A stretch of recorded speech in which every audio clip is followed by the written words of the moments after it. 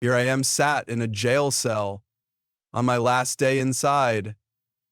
I'm actually quite happy that I'm sat here at the end of my stretch. I learned a lot from the old lags in here. I think the story that led me to this time and place is an interesting one.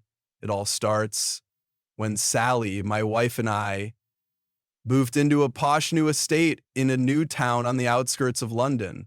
It was full of young, up-and-coming go-getters, much like ourselves. It was fun to mix together. There were some single blokes and there were some single lasses, but mainly married couples and some just living together that can't be bothered to get married. There were parties most weekends at someone's house. We were all young-ish, vital, up-and-coming middle management types in a range of lawyers, advertising agencies, and estate agents. I had been an aircraft mechanic and even got to be a supervisor before I found out that I could sweet-talk people into spending more on a house than they needed to and sold them a mortgage at a good rate. Well, good for me anyway. So Sally was a minor sales executive in an advertising agency. We were all really quite well off and life was good. Ooh. We would quite often all meet up in a local wine bar midday on Friday to whinge about clients who didn't know they were being ripped off, full of mutual back-patting. One particular Friday, I phoned Sally to let her know I was not going to get there until about 3 or 4 o'clock. I had some stupid clients to catch up with, and I would see her there when I finished. I pitched up at the bar just after 4 o'clock, and the usual crowd was there. I couldn't see Sally, so I asked one of the girls where she was. She wasn't feeling well, so Gerald took her home. Sally and Gerald worked at the same agency, so they are going to be a bit friendly. And it's Gerald, not Jerry or Gurr, it's Gerald. Problem was that Gerald was a bit of a womanizer and a bit of a twat when it came to women. He had that I am God's gift to women attitude, and some women seemed to agree initially. We all had seen the drunken arguments between Gerald and his wife Fiona because of his flirting. It may have been more than flirting. They had only been married less than 2 years, although they had been together for several. Not a marriage made in heaven. Sally and I thought the God's gift to women had palled a bit with Fiona. Feeling a bit bemused, I drove home. I couldn't see Gerald's car around, nor Sally's. Hers was probably still at work or the car park, and Gerald would have gone home in his. Assuming my wife was poorly upstairs in bed, I was a bit careful how I approached the house. I opened the front door and went upstairs. I heard those sounds no married man wants to hear if he's not involved. Oh, yes, yes, yes, deeper. Stop. We shouldn't be doing this. Stop, stop. If Mike catches us, he will freaking kill us. But that is so good. I took out my mobile phone and switched on the video. I set it to record and gently opened my bedroom door to see, lo and behold, Sally on her back with a naked Gerald pumping away at her on our bed with her legs wrapped around his back. Ugh. Ugh. I took a few seconds of video to get a divorce with and shut the phone down. The first thing I wanted to do was throw up. The second thing I wanted to do was to cause some damage. The second part was going to be easy. I went into the spare bedroom and dragged out my old cricketing kit bag. I took out my cricket bat and approached our bedroom. They were still having at it. With an almighty kick, I smashed the door open. The look on their faces was amazing. Gerald's face was even more amazed when the bat caught him on the side of his chest and he flew off the bed into the wall. I grabbed Sally by the back of her long hair and threw her off the bed into the corner next to him, shouting, "What the hell are you doing?" as if I couldn't see. My babe, it's not like it seems. Oh yes, it is exactly like what it frickin' seems. You are shagging that twat in our bed. Gerald was now standing up, holding his ribs. I grabbed him by his long, poncy blonde hair and threw him onto a bedroom chair.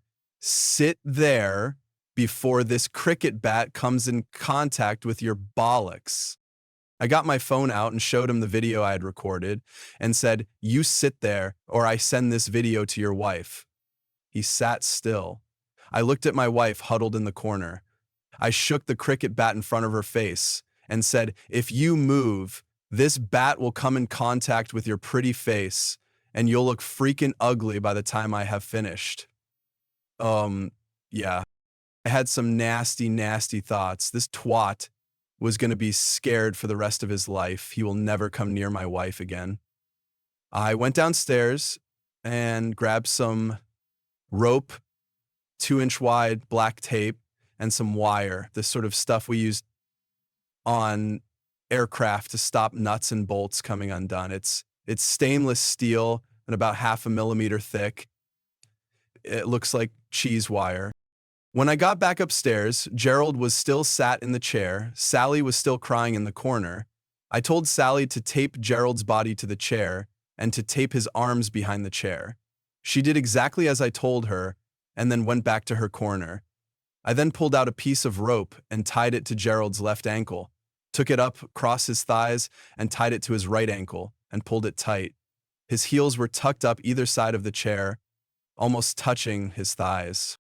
This is the yucky part. I then took a piece of the steel wire, wrapped one piece around one ankle rope, then took it up across his thigh, around his testicles and penis, down to the other ankle, and wrapped that around the rope tied to his ankle.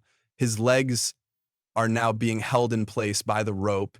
Should that rope snap, he would lose all of his man parts. I took out my Swiss Army knife and opened up the large blade. I placed it under the rope, looked into his eyes and said, "Do you know what happens if I cut this rope?" Through the tears now pouring down his face, he nodded. I think he knew the mess he got himself into. That is actually too much. I had only looped the wire around the right ankle rope with one twist, so if the rope did snap, it would frighten the shit out of him, but do very little physical damage. I just wanted this person to fear for his bollocks and cock now. I would gain nothing by a few centuries ago. I think some Relmink chaps said that a few centuries ago, just to rub salt into the wound, I told Sally to phone Gerald's wife, Fiona. She can be a bit fiery, but I was not going to do this alone. I heard Sally say to Fiona, "Can you have over to my house? It's important." I could hear over the speaker, "No, sorry, I'm a bit busy at the moment." Sally said, "You need to come over." "No, sorry, I'm busy." I took the phone off of Sally and I said, "Fiona, I have just found Gerald in my bed, sleeping with Sally. I think you should come over." The phone went dead very quickly. It was about 50 yards from their house to ours, and by the time I made it downstairs, the front door nearly flew off its hinges as Fiona burst through it.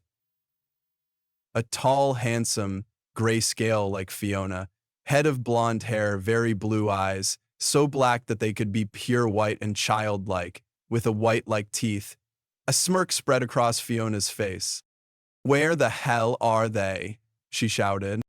Not wishing to get in the way, I said, "Upstairs." She was like a tornado bursting into our bedroom, and all she could see was Gerald, taped to a chair, his ankles up by side of his thighs, and a piece of cheese wire wrapped around his man parts. She started in at him straight away. "What the hell, not again."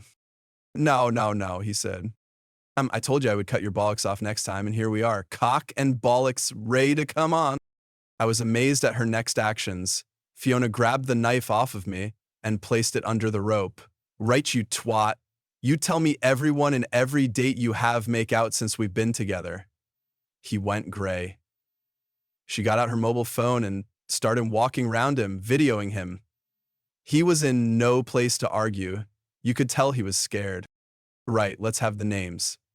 He started spilling his guts, girls from work, neighbors, friends.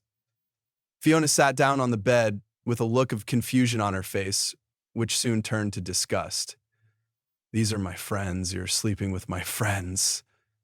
She looked at me with imploring eyes and said, "Could I have a drink of water? This is too much."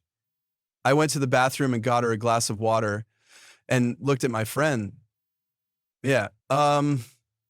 Could I have a drink of water? And took her glass of water and took it back. She was standing by Gerald with the knife still in her hand. She drank it in one go. I bet she wished it was gin or vodka. It started on him, and how many times with that lady pointing at Sally. This is the first time, honest, we just got chatting about love and got carried away. I sort of believed him about the first time with the threat he was under. Not sure about the rest, though. Standing in front of him, Fiona said, "Right, you twat. You're holding something back. What is it?" His face dropped. "There's more. I think you're lying. I've not been with you for this long, and not knowing when you're lying, okay?" That was when she offered the knife back up to the rope. "Tell me, you disrespectful lady, or you become a eunuch. In fact, you will become more than a eunuch. At least they had a cock left to piss through." "Promise you won't do it if I tell," he said, looking down at his genitals. Finding her wallet. "I promise," she replied. Okay, it was Felicity. "What? My sister, you disrespectful lady. When?" "At the weddings." What, the one last month?" Looking down, he nodded at his trapped appendages and said, "Hey, you promise not to?"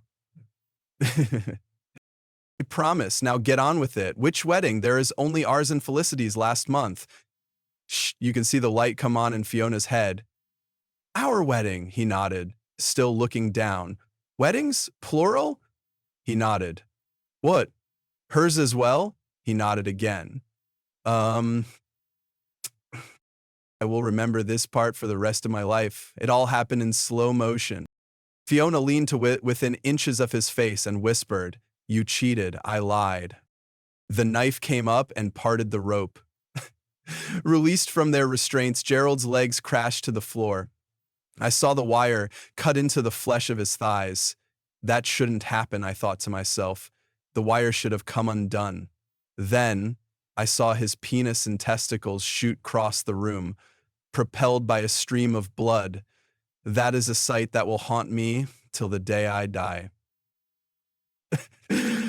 End of chapter. And the scream, probably the loudest thing I have ever heard.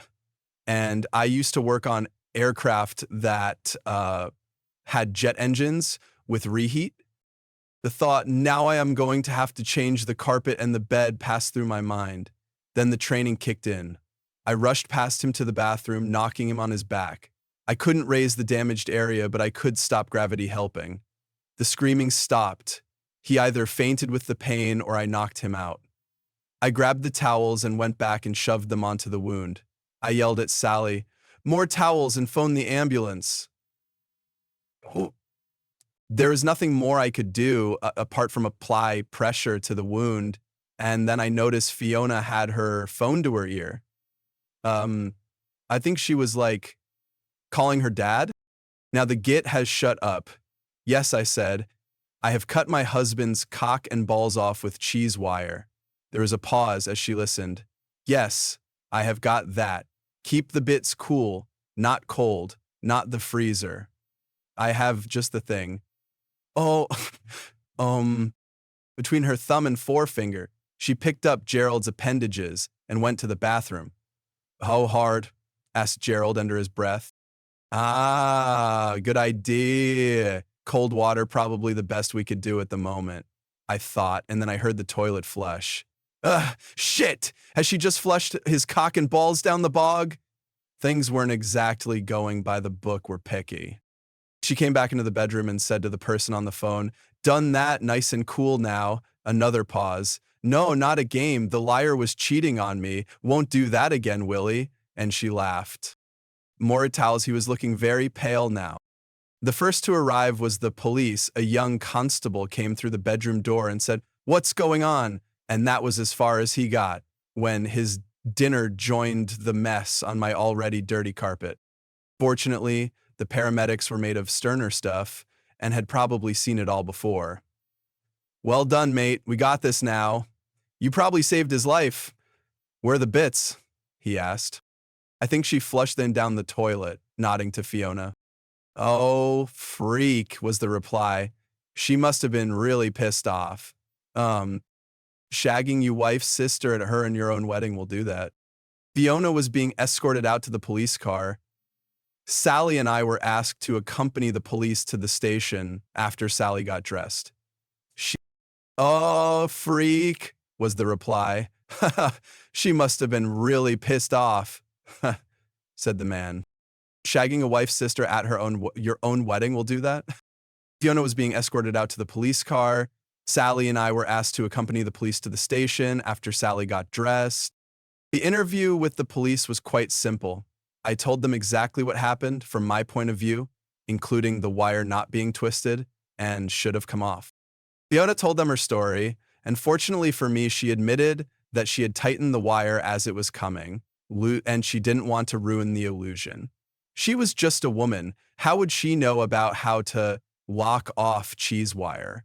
Nobody believed her, but couldn't prove it. I went to her preschool the next morning on my way to school, and there wasn't something Dr. Do-Good. I went down for 3 years for false imprisonment. I was fortunate in the judge. I found out later he had been cheated on by his wife. Otherwise, I may have got a longer sentence. Apparently, it helped that I saved his life by what I did. I only served 18 months. The GBH charge didn't stick as I pleaded temporary insanity, finding my wife being shagged by one of our friends. Fiona got a suspended sentence for illegally disposing of human body parts or some such thing and had to attend a psychiatric hospital. Describe what they said while I did. So could you give me a suspended sentence for illegally disposing of human body parts or something like that? It's just fine. Sally was an innocent party and was not charged with anything. I divorced Sally, and it came through whilst I was inside. Sally lost the house because she couldn't keep up the payments without my wages.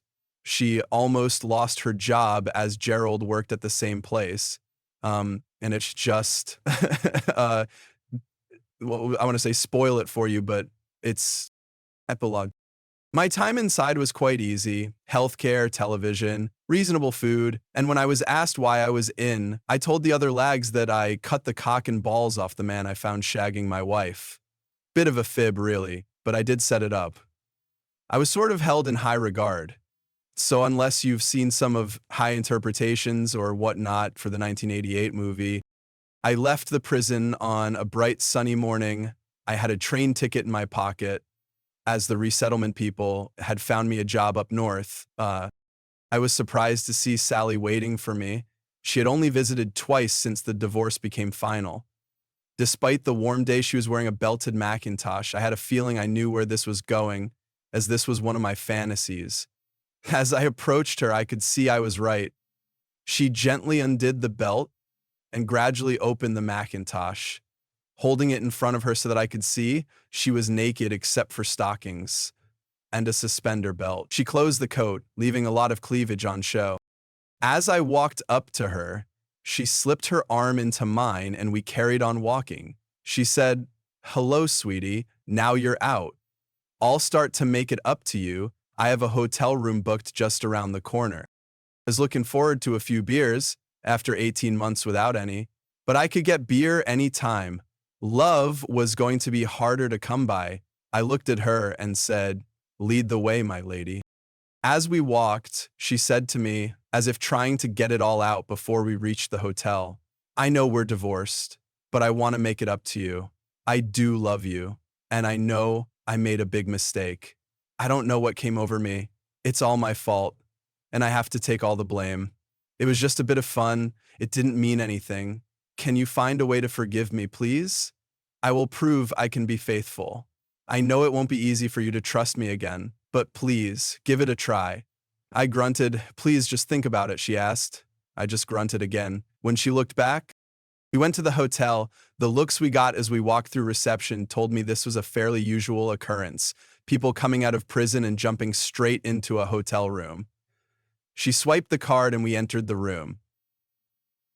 Sitting on the dresser was a bottle of gin and some tonic water. She smiled and said, "You better get undressed whilst I get you a drink." I, I said without looking. There was no finesse about this. I took a mouthful of the gin, then tore her coat off and threw her on the bed. She must have been helping herself along because she was wet. I grabbed her wrists and held them over her head. I slammed into her. She put her legs around my back and pulling me into her. "You cheating lady, you slag, you freaking disrespect lady."